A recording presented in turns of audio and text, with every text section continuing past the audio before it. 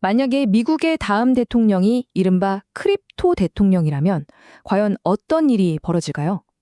선거 때 외치던 구호가 정말 현실 정책이 됐을 때 비트코인이 우리 금융 시스템의 중심으로 들어오는 구체적인 시나리오들을 지금부터 하나씩 파헤쳐 보겠습니다.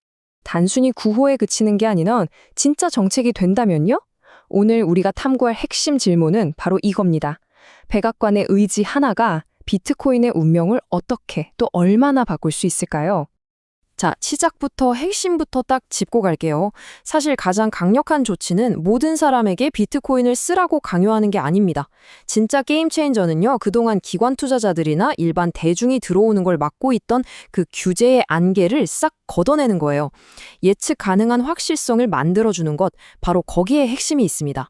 그러면 정부가 비트코인 채택을 가속화시키기 위해서 쓸 수 있는 가장 강력한 카드, 일종의 지렛대가 한 3가지 정도 있거든요. 지금부터 그게 각각 어떻게 작동하는지 하나씩 뜯어보겠습니다. 첫 번째 지렛대는요, 바로 금융 시스템에서 우리가 가장 믿는 존재, 은행의 규칙을 바꾸는 겁니다. 이게 말이죠, 모든 변화를 일으킬 도미노의 첫 번째 조각이라고 할 수 있어요. 이게 얼마나 큰 변화냐면요. 지금까지는 좀 제한적이었잖아요. 근데 이제 JP모건이나 시티은행 같은 이름만 들어도 아는 그런 주류 은행들이 우리 암호화폐 자산을 지켜주는 안전한 금고가 될 수 있다는 뜻이거든요. 그러니까 대형 은행들이 직접 수탁 서비스를 한다는 건 이제 개인이 거래소 파산 같은 위험을 걱정할 필요가 없어진다는 거죠. 완전히 기관급 보안과 신뢰의 시대로 넘어가는 거예요. 이건 당연히 기관 투자자들의 문턱을 확 낮춰주고 또 새로운 금융 상품들이 나올 길을 활짝 열어주는 거죠. 자, 두 번째 지렛대. 이건 정부가 직접 비트코인을 어떻게 다루느냐, 바로 그 상징성에 대한 이야기입니다. 정부가 뭘 하느냐에 따라서 전 세계 시장에 보내는 신호가 완전히 달라지거든요. 이게 바로 시장의 판을 바꾸는 지점입니다. 생각해보세요. 정부가 언제든 시장에 물량을 던질 수 있는 잠재적인 폭탄 같은 존재에서 오히려 시장의 비트코인을 꾸준히 사들이는 거대한 진공청소기 같은 존재로 바뀌는 거예요. 이건 뭐 시장의 수급 균형을 근본적으로 뒤흔드는 신호죠. 다시 말해서 정부가 비트코인을 더 이상 그냥 압수한 자산 이렇게 보는 게 아니라 마치 금처럼 국가 차원의 전략 자산으로 인정한다는 그 상징성 자체가 엄청나다는 겁니다. 이건 다른 나라 중앙은행들이 앞으로 디지털 자산을 어떻게 볼 것인가에 대한 아주 중요한 기준점이 될 수도 있겠죠. 자, 이제 마지막입니다. 그리고 어쩌면 이게 가장 파급력이 클 수도 있는 세 번째 지렛대인데요. 바로 전 세계에서 가장 거대한 돈의 바다, 은퇴자금 시장의 문을 비트코인에게 열어주는 겁니다. 미국의 4510K 같은 퇴직연금 시장 말이죠. 이게 그냥 돈이 많다 이런 차원이 아니에요. 전 세계에서 가장 크고 또 가장 안정적인 장기 투자 자본이잖아요. 수백만 명의 미래가 걸려있는 돈이죠. 여기서 진짜 재밌는 건요. 무슨 대단한 법을 새로 만들고 이럴 필요가 없다는 거예요. 그냥 노동부가 기존의 좀 보수적인 지침만 살짝 바꿔주면 돼요.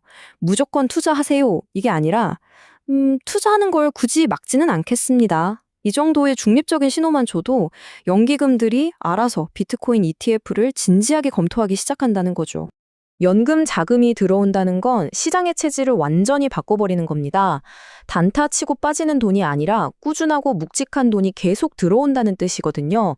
이렇게 되면 비트코인이 더 이상 위험한 투기가 아니라 장기적인 가치 저장 수단으로 제대로 자리매김하는 결정적인 계기가 될 겁니다. 자, 그럼 이렇게 거창한 정책 변화들이 우리 같은 보통 사람들의 일상에는 구체적으로 어떤 영향을 줄 수 있을까요? 아마 많은 분들이 궁금해 하실 거예요.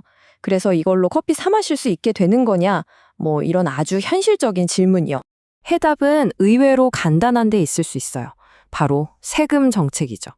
예를 들어서 $200, 이 금액 미만의 소액 암호화폐 거래는 양도소득세를 면제해 주는 거예요.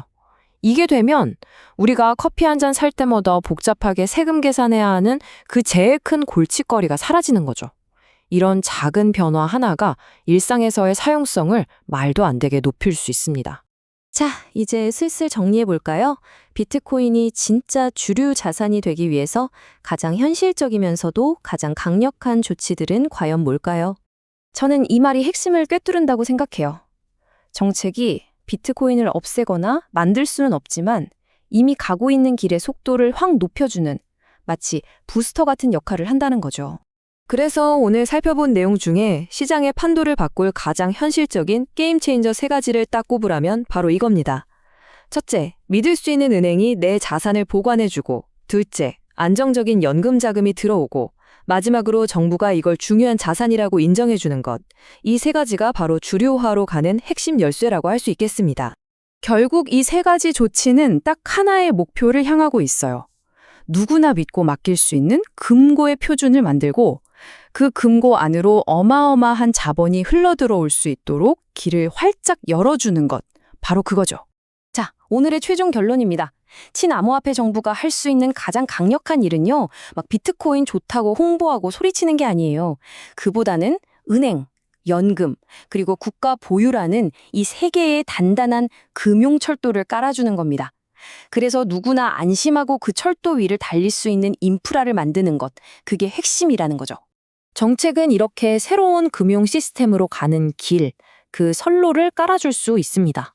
하지만 그 기차가 최종적으로 어디를 향해 갈지, 그 목적지를 정하는 건 결국 시장과 또 우리 모두의 선택에 달려 있지 않을까요?